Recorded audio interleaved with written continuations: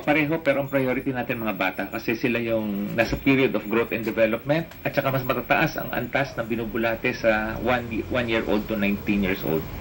So therefore, mga bata ang priority natin. Ito ho, tanong naman ni El Bayrante. Hi Doc, good morning. How safe is eating sashimi or kinilaw?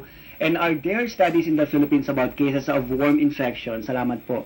Alright. Ang mga kilaw, Michael, iba pang mga bulate ang dala niyan. No? At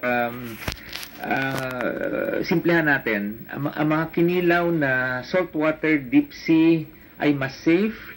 Hindi 100% safe kasi meron mga nabubulate talaga sa pagkain ng sashimi. Kahit ang mga Japanese or Koreans ay nagkakaroon din ng bulate, manaka-naka. No? And therefore, it is safe to cook fish well. Pero kung gusto niyo kumain ng sashimi, saltwater, deep sea fish, yung malalaking isda. Sa Pilipinas, ang problema, Michael, kumakain ng mga kababayan natin sa probinsya ng mga kinilaw na freshwater fish na hindi natin ina-advise sapagkat may mga nakukuhang maraming bulate sa freshwater fish.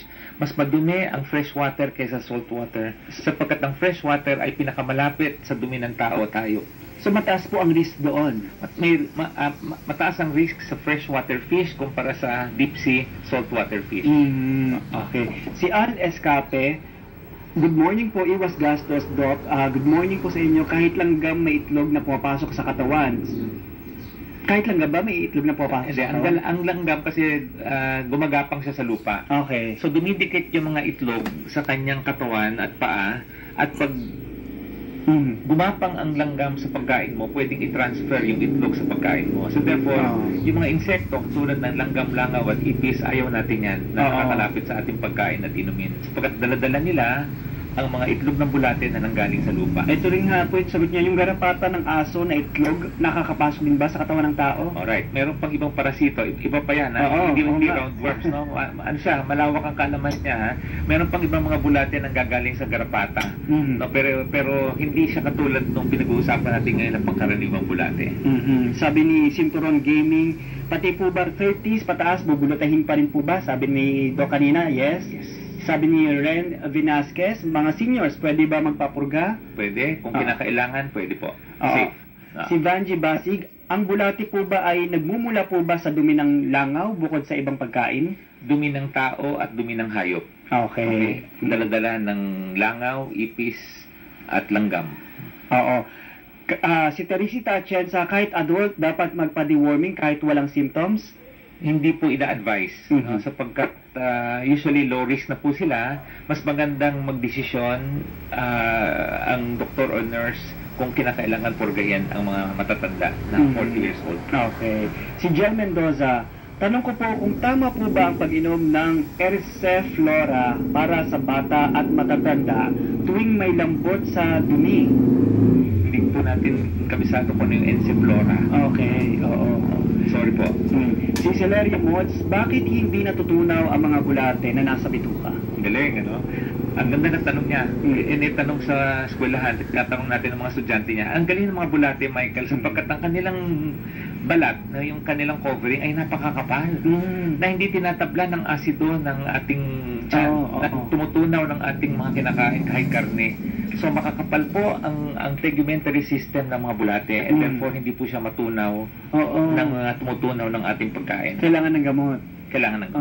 Si Aldrin Balud, luya, kaya pwede bang ipangpurga? Pwede ba yun? Wala pong kaalaman na ang luya ay pampurga. Okay. Si Teresita Atienza huli, dapat bang painumin ng deworming na gamot ang bata kahit walang sintomas? Okay. Kung public school po ang ating mga kabataan, no? Sa public school kasi mas madaming binubulate kumpara sa private school, pwedeng purgahin kahit walang examination. In fact, ang guidelines ng DOH, every January, July, lahat ng public school, pinupurga ang mga bata. Ito nga po yung programa ng ating pamahalaan. Para po, siguro pag-iwas na lang at bilang edukasyon sa ating mga nanonood at nakikinig, bukod ho ba sa pag-inom ng gamot, paano po natin may iwasan ang pagkakaroon ng bulate, Doc? Tandaan natin, Michael, WASH, wash. Water, sanitation, and hygiene. Water, malinis na tubig, malinis na tubig panghugas, malinis na tubig pang-inom. Sanitation, gagamit ng palikuran sapagkat nanggagaling ang bulate sa dumi ng tao at dumi ng hayop. And lastly, hygiene, hugas ng kamay bago kumain, gupit ng kuko sapagkat yung mahabang kuko napasok doon yung mga itlog at saka lupa at mga kono ng dumi, at gagamit ng tsinelas or saplot sa paa pagka naglalakad sa lupa.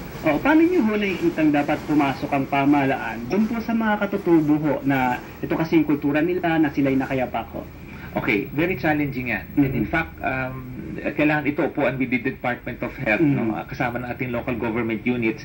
Ang mga katutubo po ay hindi pangkaraniwang tao na namumuhay katulad ng karamihan, no? Sapagkat ang kabuhayan nila pati nakayapak. Alam nyo, para maiwasan yan, talagang stop open defecation. Titigil natin ang hindi paggamit ng palikuran. Sa kasamaang palad, Michael, sa mga komunidad ng katutubo, mababa ang porsyento ng mga mga bahay na mayroong palikuran. Oo.